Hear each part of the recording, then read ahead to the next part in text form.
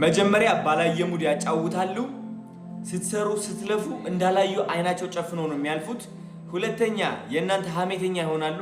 ከጓደኞቻቸው ጋር ሆነው እናንተን ያሟቸዋል፣ ይተርቧቸዋል፣ ይስቅቧቸዋል። ሶስተኛ ምንቀኛ ይሆናሉ፣ ቀናተኛ ይሆናሉ። ምንቀኛና ቀናተኛ ይሆናሉ። አራተኛ ምን እንደሚሆኑ ታውቃላችሁ? መካሪ ይሆናሉ። እውነቴን ነው የምላችሁ። አምስተኛ ደግሞ መቀላቀል ይፈልጋሉ። አጨብጫቢ ይሆናሉ። ልንገራችሁ። ስለዚህ እንዳትሰሙ። ስግጥ ብለህ ስራ ወንድም አለም። ይህ የታወቀ ነገር ነው። ወደ ስኬት ማሚያ ለመድረስ ማለፍ ያሉብህ 5 ህጎች ነገሮች እነዚህ ናቸው። ስለዚህ እለፋቸው። ተራቢ ይመጣል፣ ቀናተኛ ይመጣል፣ አወዳዳቂ ይመጣል፣ መካሪ ይመጣል። አደገኛው ባይዘው መካሪው እንደሆነ ማወቅ አለባችሁ።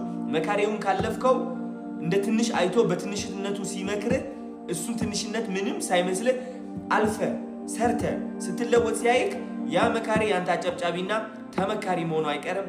ልፋ፣ ስራ። ግን እመን። መጀመሪያ መልፋትና መስራት ብቻ ምንም ለውጥ አያመጣልህም ካላመን።